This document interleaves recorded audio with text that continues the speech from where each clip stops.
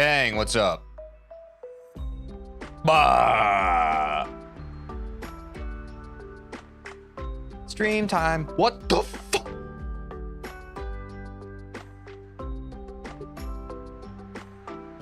The microphone on my keyboard just exploded.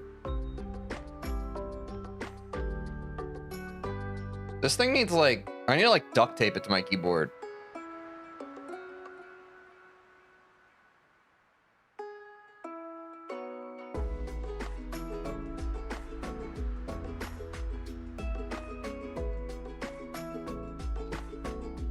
How's everybody doing? Oh God.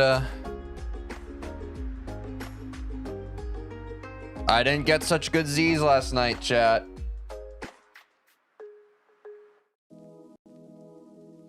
I was up late watching the Kai Cenat stream.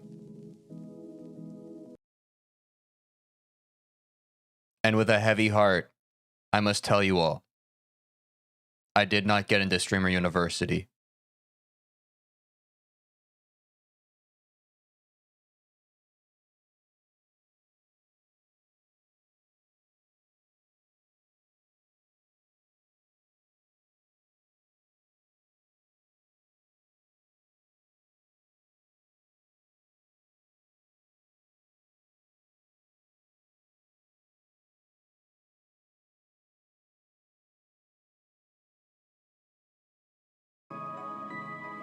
But that's okay. Lacey and Ron got in, sure that will go well. Dude, no drama. Half of the people who got in are already big streamers. That's crazy. Oh, little streamer can't be in a room with adults shouting. Yeah. The longer the list went on and was announced, the more I was just like, oh yeah, this one's not for me. SMH my head indeed. But what can you do, chat? There have been many great streamers. Actually, most great streamers have made names for themselves without Streamer University, so I will just do the same. But I wanted to wear the L fat on my chest, as I do with this Bloodbath grind. I go live, and I try and I fail at stuff in front of the public eye. And if that's enough to inspire even one of you to try and fail in private in your own life, that's the W, bro. So I didn't get into Streamer University. I applied and I was rejected. AMA. Ah.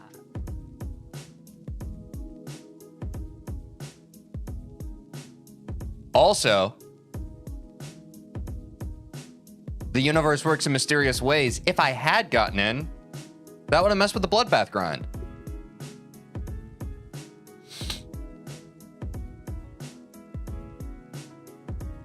And a lot of people believe in me right now, man. A lot of people believe that I can become really good at this game that we play.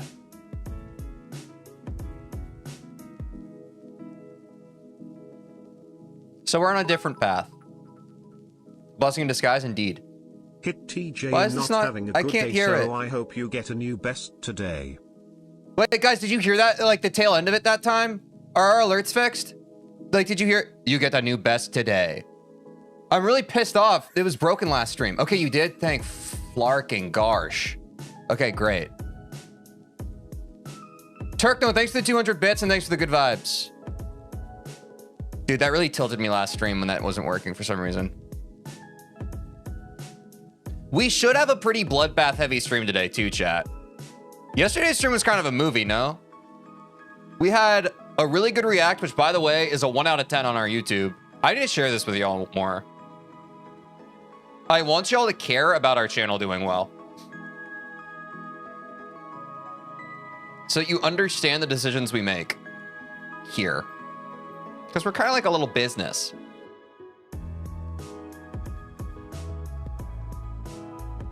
Where is my... There it is. Holy pop off, no W. People love this video, bro. 1.4K views in less than 24 hours? Dang, y'all. People love that video. Easy 1 out of 10, bro. And it's almost an hour long. Holy, we needed that.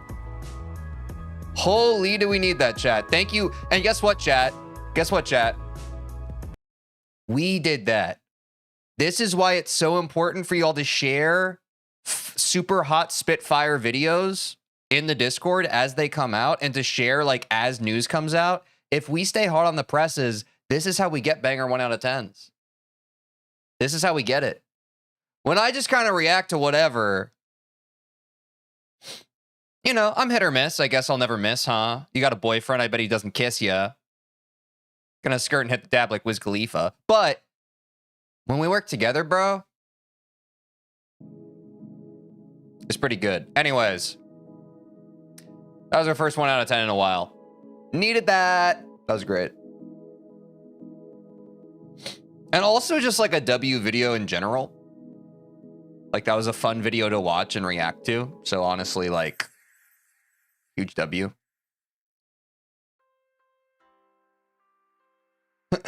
That thumbnail pic of you gets views. 2 of your top 5 viewed videos have it. It's not that deep. It's like, yes. I'll talk about this just because people always bring this up. I make the react thumbnails the same, not out of like it's working, but out of laziness. But I think it does help with branding, because when people see that face, they know it's a react. But I think the real reason why those videos do well is because they're reacts. It's not the face, it's the content. The videos that perform best on my channel, bar none, are reacts. They always do better. So like some people are just like, oh man, TJ, why do you only do reacts? It's like, I mean, I try other stuff, bro. And then we're still going to try other stuff. Like now I'm going to be a lot less nervous about it. But like if you look at our channel recently, I've been trying more stuff. We got the Mecha Chameleon video. We have a Yap video where I just talk about how to stop raging with Geometry Dash.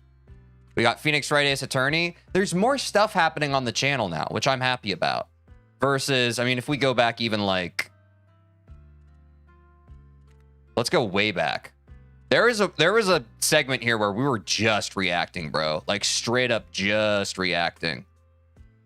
There's a long slog. I mean, I try to slip in different things every now and then. But now we're doing a lot more of other things.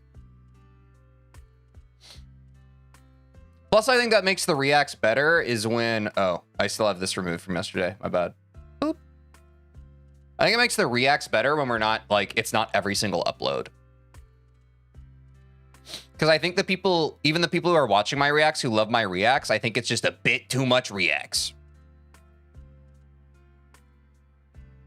Just a bit too much. But don't worry, I'm content pilled, so y'all don't have to be. Just rest assured, I have thought about this more than anything else in my entire life. Because it's fun. Hey, Teej, do you like PB&J with some pickles? I've never had that. I'll be honest. It sounds kind of... You know what's crazy? I feel like you're not the first person who's asked me that. I feel like... I don't remember when over the past year and some change of me streaming, someone's brought that up before. But it would surprise you that the time that peanut butter and jelly with some pickles... Actually, I don't even think it's just been brought up once. I think this might be the 3rd or 4th time it's been brought up. When you stream, you hear a lot of stuff, bro. It's crazy. Like, chat, that doesn't sound like something that you'd hear a lot of times, right? Pretty niche. Oop. But yeah, in general, I'm trying to make my YouTube uploads look more like a streamer. Like a streamer's channel. Versus just reacts. Reacts are good, but like, we need to diversify the portfolio a bit, bro. Because I really want, like, when people click onto my channel to have, like, a bunch of options. It's like, ooh, these are the reacts, which I like. It's like how you go to your favorite, like, pizza place, and it's like they have a cheese pizza, they have a pepperoni pizza. That's about it. I'm pretty picky.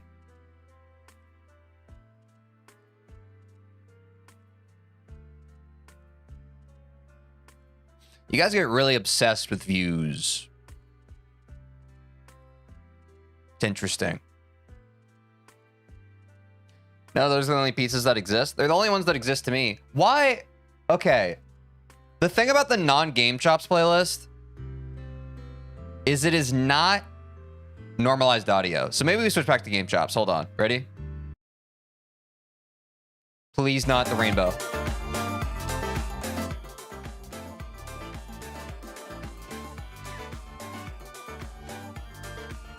Game chops, you're back. But if game chops ever plays an annoying song I don't like, we're switching back to the other playlist. Guys, highly recommend if you're a live channel on YouTube where you have a bunch of music, if you could just make sure all the levels of the music kind of play at similar volume, that would be great. That'd be great for me so that I don't have to twist the knobs by myself. Although I love twisting the knobs. Sometimes. I'm chopped at games. Did you guys hear that? My audio has been super messed up.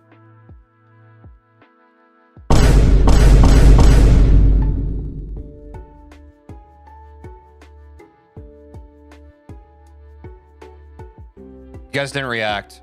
There was a Vine boom. You guys are slow today. Are you guys okay? A little sleepy? Me, me, me, me, me, me, me, me, me, me, me, me, me, me, me, me, me. Me, me, me, me, me, me, me, me, me, me, me, me. That's okay.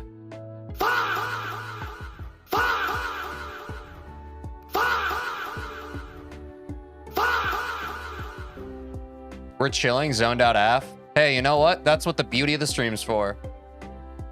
Okay, great. You do hear the fa. I just gotta make sure, chat. Like, my audio, for some reason, has been bugging, but I think I've fixed everything now.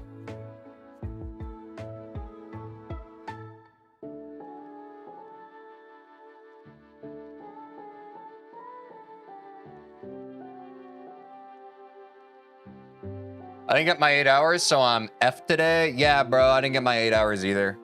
Again, because I was watching the Kai Cenat stream.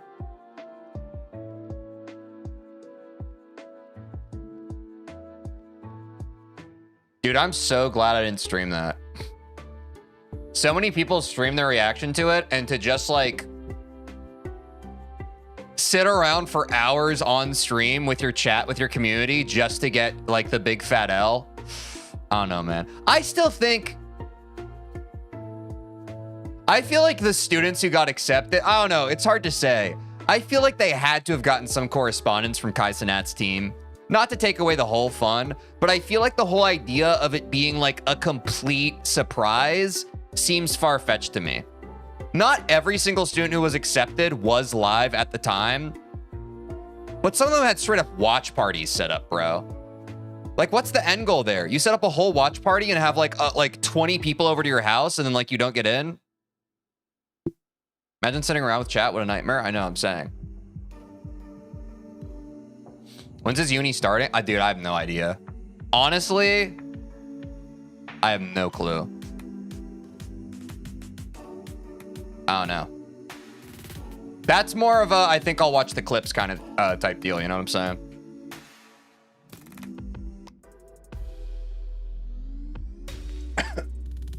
It's also kind of weird because low key, I think that IRL streaming might be dying a little bit. Like, I feel like probably by 2027, because Kai Cenat did announce that he was going to try and do Streamer University every single year.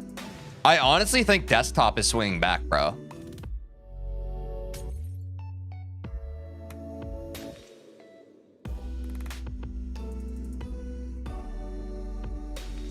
Guys, don't spam the chat. Thank you.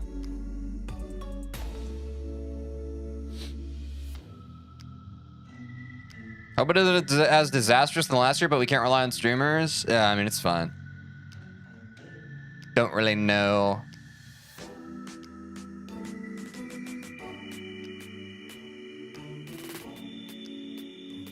Oh man, chat's already weird vibes, man.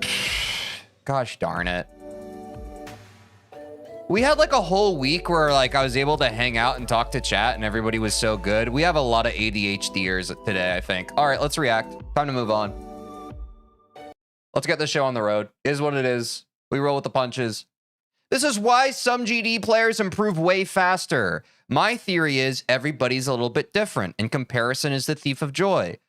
Some people are naturally more inclined to get good at games faster than others, but that's okay. I hope that this video talks more about like what we each as individuals can do despite what our genetic predisposition is towards the skills that we're passionate about in life. But let's see. So we've all seen insane stuff on this game, like Zoinks jumping from Bloodbath to Zodiac when it was top 10, or Kellencraft beating Cold Sweat at 9 years old, bro. Like, at that age, I wasn't even able to read. But what really separates the average dude that spends like 20,000 attempts on B versus these GD prodigies that just seem to pick up an extreme demon and beat it in one day? Because people...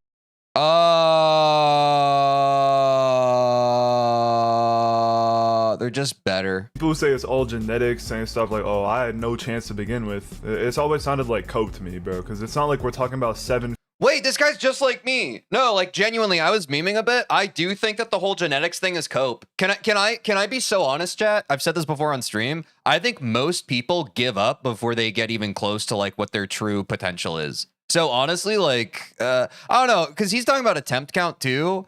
I don't know if like attempt count is based off of how much you lock in, but I am willing to guess that literally like most people who play Geometry Dash, I feel like they rage quit instead of just locking in and getting more attempts in. 4'4", 1 in a billion humans like Wemby. I mean, most top... It's more about enjoyment in my opinion. I agree with that, but like I also think that like some people, like chat, do you understand this? Some people genuinely, they boot up Geometry Dash like almost every single day and they don't like playing the game. Yet for some reason they keep playing. That's what confuses me.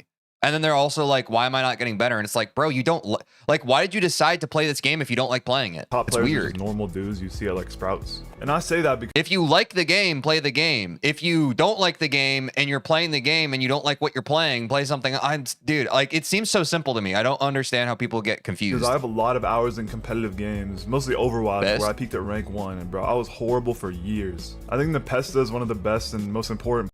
Bro casually plugged that he was the top 1 player in Overwatch. Bro, I need you to cite your sources. Players in the game's history, and dude, that guy has 13,000 hours, and I'm sure he'd be able to tell you that for a couple thousand of those, he was not good at the game. And I know that sounds like the most nothing statement ever, that, I mean, playing the game for a long time. No, don't talk yourself out of it, bro. You're making a great point, and I co-sign it. I think that you're saying things that I've said on stream before, and therefore I like this video. I'm starting to understand why people recommended this video. Is how you get good, but it's really about finding... It's nice to finally hear a voice in one of these videos I'm watching who's saying the same stuff that I am. I'm so tired of all these like, why is this player better than this player? And just having to defend a point that no one else believes. W Chimp Guy, subscribe. Finding what keeps you playing for that long, because if every time you play the game it feels like this huge grind for the next accomplishment, then there's no chance you're getting no 13,000 hours. Because seriously, who do you think is gonna run a marathon first? The guy that likes running, or the guy that wants to tell his buddies that he ran a marathon? Let's go! Oh my god, did you hear that? Who's gonna run a marathon? The guy who likes running or the guy who wants to tell all his buddies he ran a marathon? Bro! He just spat fire. I'm so happy about that. Listen to that! You guys don't want to get good at Geometry Dash. You don't want to get good. You want to beat a level that you can brag to all your friends about. You're soft! You're soft! You don't want to beat the level because it's gonna make you more powerful. You want to beat the level so you can brag about it.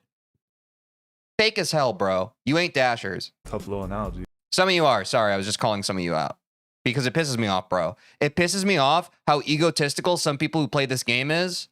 Some people love this game, bro. Some people, I love this game. But it pisses me off the fact that some people come in and they doubt me. They're like, I'm on day 63 of Bloodbath. They come in, they're just like, bro, are you just doing this for view? It's like, no, bro. No, dude. I care about the game. I've experienced so much catharsis through playing Geometry Dash over the past 7 months on stream. I care about the game, bro.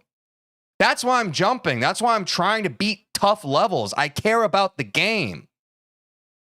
You think I want to beat Bloodbath so I can brag to everybody that I'm a Bloodbath victor? That's soft, bro. Who cares? I'll beat a top 1 level just for the hell of it, bro. I don't want to brag about it. I want to see what kind of person and what kind of player I can become by overcoming difficult levels. Who gives a shit about that other stuff? The rest be damned. The rest be damned, bro. But anyways, this man Wizard Hyung is like a genius of anything related to video games. You know, anyway, he Bars coached Chimp pro Guy. esports for years, and he likes to use a term called autotelicity a lot, and it actually applies perfectly to what I'm talking about. So autotelicity basically means that you get enjoyment from the process of doing something rather. Bro, he watched the dude. Chat, how many of you were here when we reacted to that one video of the, oh, it's probably because he was a top Overwatch player. So the guy who made that video talking about what differentiates top players from other players, he was an Overwatch coach. And he also spoke about autotolicity. Dude, yes, we did watch that video. We reacted to it. Than the end result, you know what I mean? Like, rather than the finish line. It's like, instead of going to the gym to, like, mog clavicular, you go to the gym because you enjoy working out, you enjoy the process of doing. You enjoy the pump. You work out because you like the way your muscles feel. Freaking Arnold, the Terminator dude, he always talked about how good working out made him feel.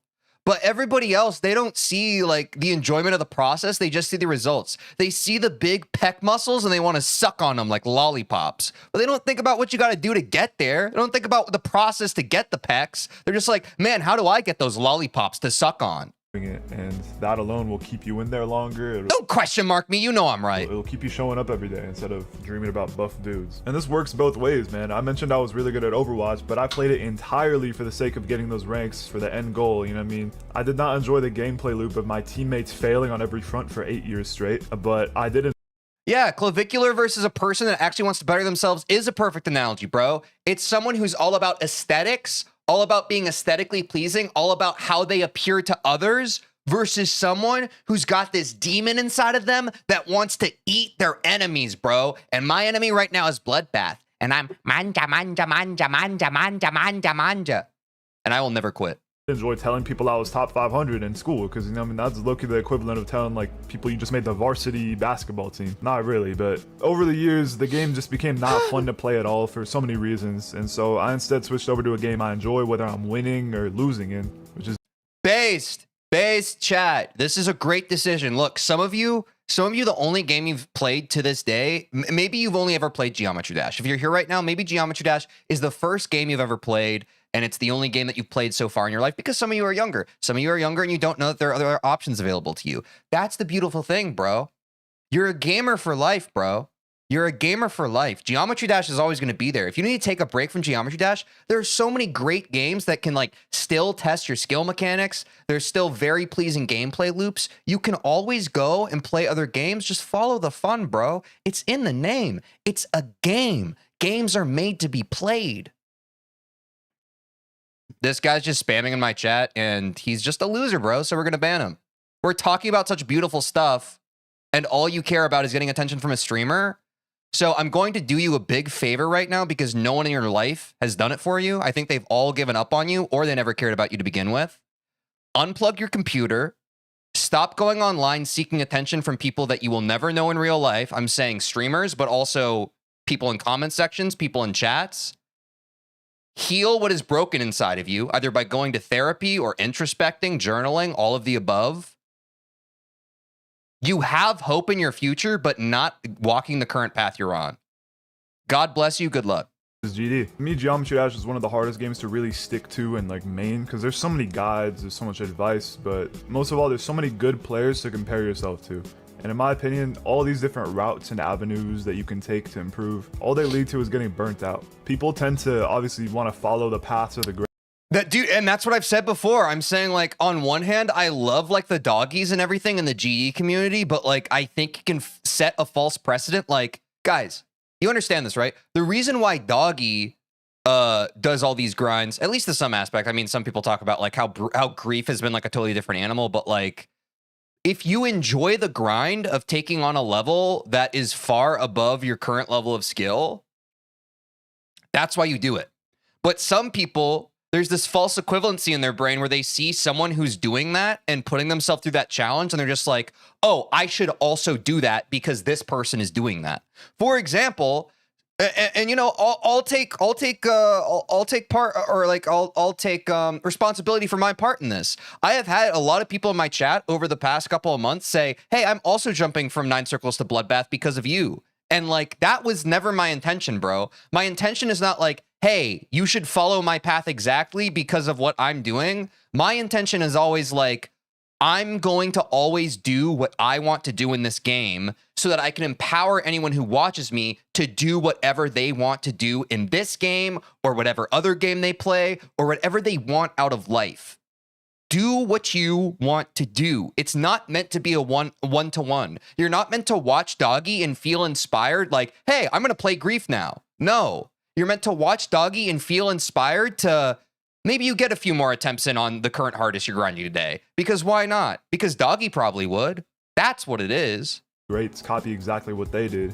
And this is really common in anything remotely competitive. You know, when I was little trying to get to the basketball team, I'd look up stupid stuff like Steph Curry. Exactly, and you don't have to play Extreme Demons. You ain't gotta play Extreme Demons. I didn't know A on Air said that. I think that's very great advice. And some people take it as a personal affront when some people jump to Extreme Demons. They're like, why are you doing this? And it's like, bro, the same way no one forced me to jump to an Extreme Demon, no one's forcing you to jump to an Extreme Demon. Bro, let's all just enjoy the game, bro. Steph Curry, woo!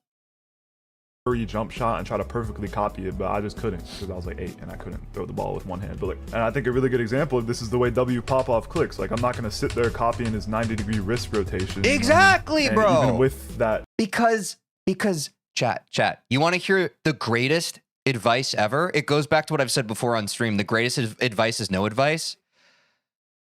Just because something works for another person does not necessarily mean that it will work for you.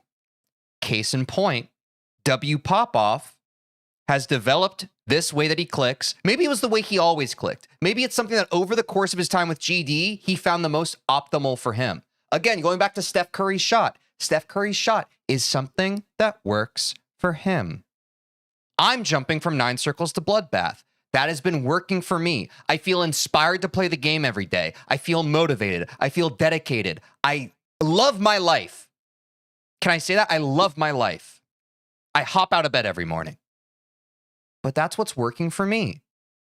Just because it's working for this person, and you feel inspired perhaps by what is working for another person, does not necessarily mean that it will work for you. If you live your whole life trying to emulate others rather than finding what particularly resonates with you and chasing after that, no one else chasing after what you want, that's where you get confused, man.